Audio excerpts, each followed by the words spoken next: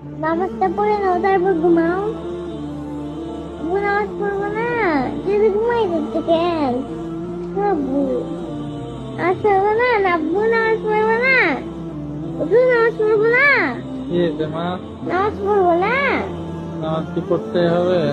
আব্বু না পড়লে তুমি আগুনে পড়বা, আমার ভালো লাগবে না।